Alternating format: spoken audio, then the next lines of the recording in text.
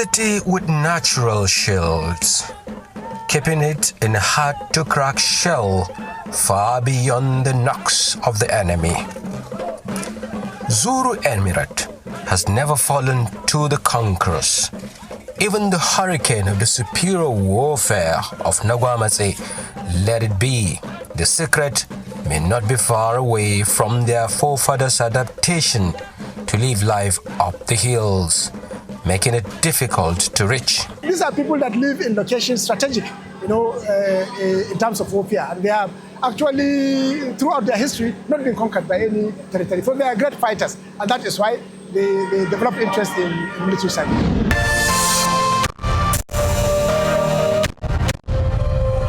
For a feel of how the old communities were, we set out to one of the oldest, Rikoto. On the move with curiosity meets delight. With every episode, our hearts take flight. Exploring nature, information, and tourism too. Join us on this adventure just for you. Traveling across lands, experiencing life in the lips and bounds, banishing all strife.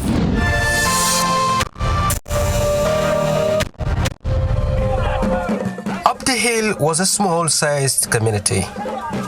It's one of the places up the hills that forms part of the modern-day Zuru Emirate.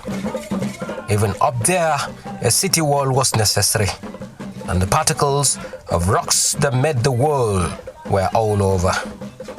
This touched home in Rikoto village atop the Zuru mountain is a clear representation of the old Zuru kingdom. This is where most of the families have migrated down the hill to form the new Zuru community. This community has been preserved for hundreds of years. And most importantly, the descendants have a special place for the community, especially during festivals and burials. Each person from Zuru Emirate knows himself as belonging to one community or the other. You have such communities like Zuru, Rafin Zuru, Dabai, Senchi, Manga, Ushe. All of these ones that I mentioned and several others have not mentioned, they have their own cities. All of them settled on top of the hill. Anybody that comes from Zuru and he does not have such a city, know that he's not an indigenous. You have all those cities as a phenomenon, which is similar to what operates in almost every kingdom in West Africa, because they have what they call city walls. If you go there, if you notice you'll notice that there are city walls. And those city walls were as a result of either wars, or in our own case, the incursion of one person they call Nagwamatse. And I'm telling you, if not now, whoever dies, even if it is 10 kilometers or above, the corpse have to be brought down to that uphill you see. Because they have the belief, whoever dies, he has disappeared physically, but spiritually, he's still existing. And if you are not brought down uphill, it's as if it becomes a sort of abomination to that family. So whatever they do, that corpse must be brought down uphill. And those who are still in the traditional worshippers, they still honor that uphill you see. And you've discovered there were new buildings out of the Ganwa, we call it. So it was during, I think, a year or two when these bandits drive our people from their farms. Farming and hunting has long been the major means of survival in Zuru land, and transits for fertile farming and hunting grounds were eminent, and that gave birth to present-day Zuru, as well as other chiefdoms of the Klela people. I was wondering why the military has so many generals and other ranks from Zuru nation. A professor of political science gave me answers. A large enlistment. It was recognized as an open knowledge, it's a common knowledge, it's an open thing that the people of Zuru land are in love with the military profession. And large number of them have enlisted, either as men or as officers of the Nigerian armed forces. There is no barrack setting you can visit in this country without finding not only one but large community of people in Zuru land. It has produced senior military officers, about close to 10 generals. What actually informed this interest? And we realized that it's something cultural. One, they have a Chinese tradition of hunting, and they are shooters, they are professional shooters, and the military service is about shooting. There is an institution called Golmo. Golmo is a cultural institution that is like a school system, where young people are enlisted into that institution, and they spend 7 years within that institution. It's a precondition for marriage. You cannot marry culturally until you pay bride price, and that bride price is 7 years service into the farms of your would-be in-law. And throughout that service, you are trained to be a warrior, and that strengthens the physical nature of the young people. So after graduating, the only service they feel similar to what they are coming from is the military. I joined the army as a recruit under the Education Corps as an education instructor. But as fate will have it, the war broke up, and then I was then a corporal, and I attended, they call it emergency course, just to produce officers to go and fight the war. That was the type of commission I received. I was commissioned, I think, July or so, 1968. And then sent straight to the division then in headquarters in Benin, and then the operational base in Onitsha. And from there I was sent straight to Onitsha. And unfortunately for me, at Ogida, I still remember, I was shot on my left leg, but I survived. And I continued to progress in the military. As fate will have it, I am lucky that I had the opportunity of commanding 7 different battalions, 3 different brigades, then Lagos Garrison, which was a division, which is now a division, before I was appointed the Chief of Army Staff. Let me confess, I never in my life thought that we were Chief of Army Staff. I did not have that ambition. But when you believe in faith, and when I remember General Abacha himself, he so rest in peace, called me one evening and said, okay, listen to news, 7 o'clock news. I was not thinking of anything. And then I had my appointment as Chief of Army Staff, of course. And that is how I became Chief of Army Staff. And I knew so many things were wrong then, because some officers who felt they were very close to the authority then felt they could do anything. I'm sure many of you must have read all sorts of things about me, all the wanting to humiliate me, but I am a man who likes challenges. Without challenges, your life is incomplete. And I took that as a challenge. I did my job without fear or favor. And at the end of it, by the grace of God, I ended up well. But I had to pay a price. The price I paid is that I was kept in prison for over 8 years. I call it that's my National Youth Service Corps. Service, 8 years. Why did that happen? I objected to the military taking over from the military. We have large number of them in the service. Serving in various command positions, in various administrative positions. We have had governors. The emir himself was a former governor in Sokoto. He was a former governor in Bauchi. The Galadima, who is also a retired general, was one time a minister of internal affairs, another time a minister of transportation. We have had Tanko Ayuba, was one time a minister of communication, one time a governor of Kaduna State. We have Dauda Musa Kobo, who was also a governor of Rivers State. We have Zuru Emirate, who was governor of Enugu State. We have them in their ranks. And we also, General Ishabe Meyi was, a former Chief of Army Staff and the only Lieutenant General in this very particular lab. Of course, Musa Bambayi is all known. During his days in the National Drug Law Enforcement Agency, he did a wonderful job, marvelous job that actually created good image of this country through the enforcement of. So that is what we did. We take a stock of what they have done in terms of sacrifices they made, but then we have to make sure that a lot of them were lost in service. They fought. Some of them fought the First World War. They fought the Second World War. Most of them fought the Civil War. Most of them are currently in the fronts, in the battlefront in Maiduguri, in Zamfara. We've lost quite a number of our friends, our relatives. So what we felt is that, has the nation actually recognized these services? Is there any reward coming to the community?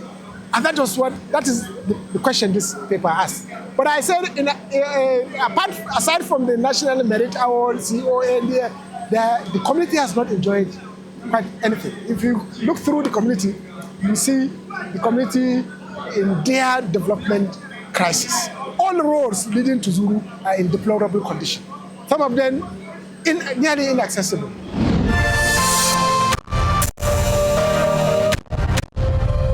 There is no contest to the fact that Zuru Emirate has contributed immensely to the field of military and security in this country. It is said that more than 10 generals were bred in this community. But another field that is yet to be known about this community is the fact that most of its citizens have broken grounds in various fields of education. I went to Federal Government College, Odobolu, in Ogun State. So after that, by that time there was only SBS in Zaria. You go for 1 year crash program, which I did.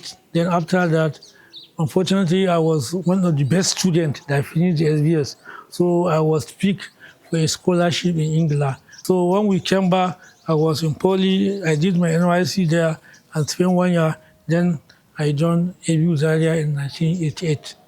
When I was there, I was the first northerner to become. It was taken before, since the insertion of the chair, it has been taken by people from the south. But it was during Abdullah Mustafa. Even when they had, I was the only person qualified. So I was I did the shell chair for 8 years. You see, I started my career in National Animal Production Research Institute, ABU Zaria. And when I went there as a young graduate, assistant research fellow, the challenge is now you have to get your master's before you continue.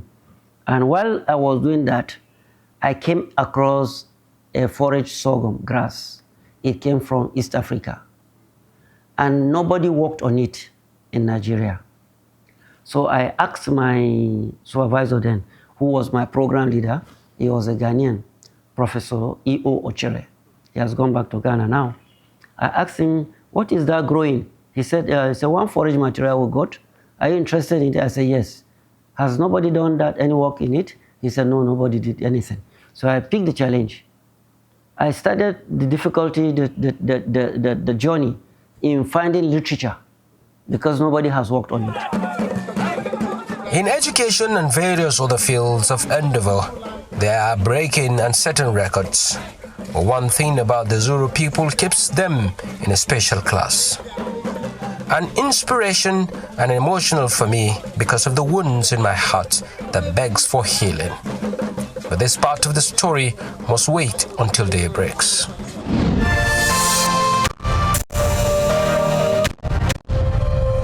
The sun sets in Zuru, the breeze cooling off the hard knocks of the sun, especially in the midday. That's the only frustrating aspect that I find here. But one unique thing about the people here is accommodating and tolerance. Tolerance could be as hard as an amateur given a go for high ranks in an international marathon. But in Zuru land, not only that they tolerate people of different ethnicity and culture, but accept and imbibe religious tolerance, the substance that fuels enmity among various communities. It might interest you to know that in most houses in Zuru today, you have Christians and Muslims, the same father, the same mother. For example, I have my senior sister, Hajia Hannatu. She's been a Muslim for long. I was the one who sent her to first Mecca in 1979. So religion does not bring problems to our people at all. In one family, you have Christian, Muslim traditionalists. For example, most of my mother and father's relations are still traditionalists. Whatever they do, I get involved. I'm a Christian. I'm not a traditionalist. I'm not a Muslim. But whatever Muslims do, I always get involved. Even though we have religious differences, but when I grew up there, we never noticed it. You can see a family, this is a Christian, this is a Muslim, but we never differentiate. Up to 1990s, up to now, because I could remember Nathaniel Zome, when he was there Postmaster General, he was a Christian, but what he did to Zulu, some of us, what he did to us, Muslim, what he did, he doesn't care. Once you are Zulu, now. When you are from Zulu, that is all. We don't start looking at who you are, whether you are a Christian or a Muslim. We still keep that partnership. We still keep that understanding. Because we never had any religious crisis in Zulu.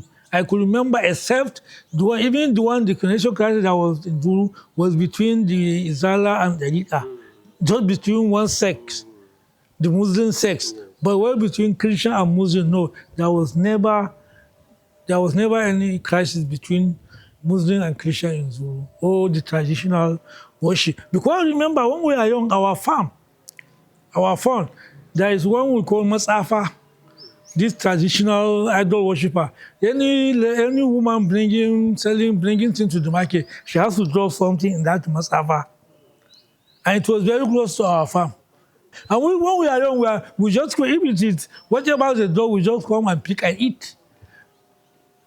We just pick and eat, and it doesn't care. What we call him Masafa and the rest of them. But we don't care. Fortunate for us, Zuru is a place that is very peace-loving. Very peace-loving.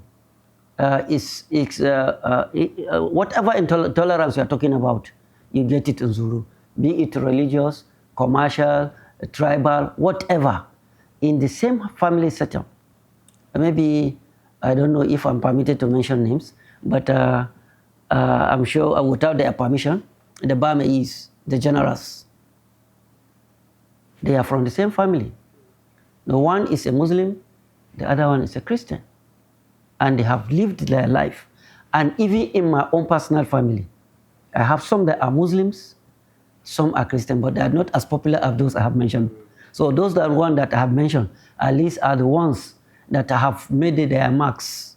They have written their names in gold in this country. Wherever you go, the names is written. It can never be eroded. And they are from Zulu. This has created enormous division, rancor, above all bloodshed. But Zuru has never experienced any form of crisis as a result of the divide of diversity in faith. So I asked, what role does the religious institutions play in inculcating and sustaining religious tolerance, especially among those who hold the key to the future? Our Lord Jesus Christ himself declared a word. He said, love your neighbor as yourself. He said, do unto others what you would like them do unto you, what you will have them do unto you. So there are messages. The church has played a role, actually, in preaching, in teaching our people to not only to have tolerance for our neighbors, but to also love them, stay with them, stay in peace. You know, the church has a way of teaching its people to accommodate, to have a large heart, to accommodate everyone. And that is why you see that even from the teachings of Christianity, you don't see a child go and abuse a neighbor as a Christian. You don't see a child looking for trouble. No, we don't do that. We don't teach our children that. Let me give you an example. I am used to preach at the Central Mosque in here in Zuru. So I used to take this opportunity to call upon our people and to guide them with all the bases that are related to how to live with each other and the prophet traditions authentic tradition of Prophet Muhammad, peace be upon him, that how he lived with that people that are not Muslims. He preached to them, he do good to them, and called them with his good characters until they accept the Islam.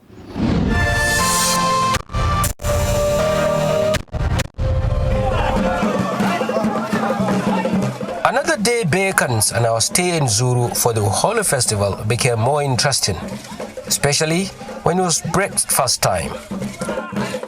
Mary, a Christian in hijab, was the owner of the local breakfast joint. A praise singer at his prime, and for us, at the receiving end, was the special treat of a local delicacy.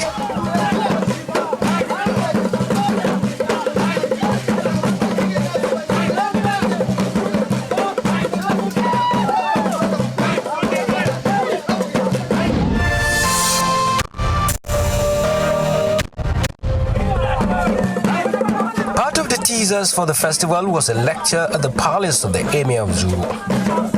But not much of the lecture interested us, but the bricks called for entertainment.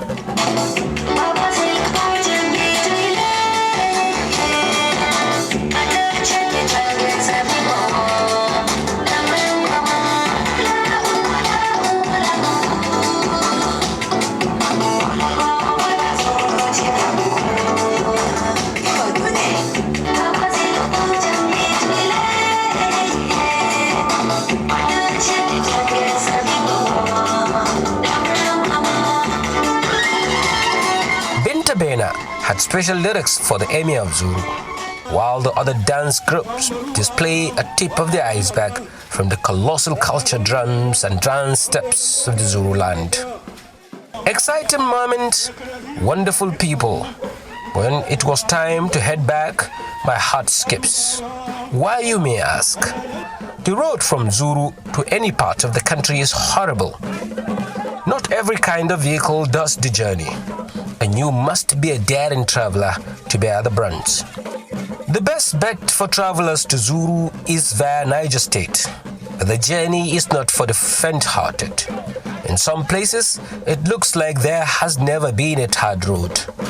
The dust, just like a trip through the Sahara, dust has been rising for long. And the Zuru people are clapping hands, begging for the dust to rest in peace. In a world full of wonders, stories to be told, Mo on the Move, documentary gold, from human interest to culture in every frame. Journey with us as we explore and proclaim. Mo on the Move, where curiosity meets delight. With every episode, our hearts take flight, exploring nature, information, and tourism too. Join us on this adventure just for you.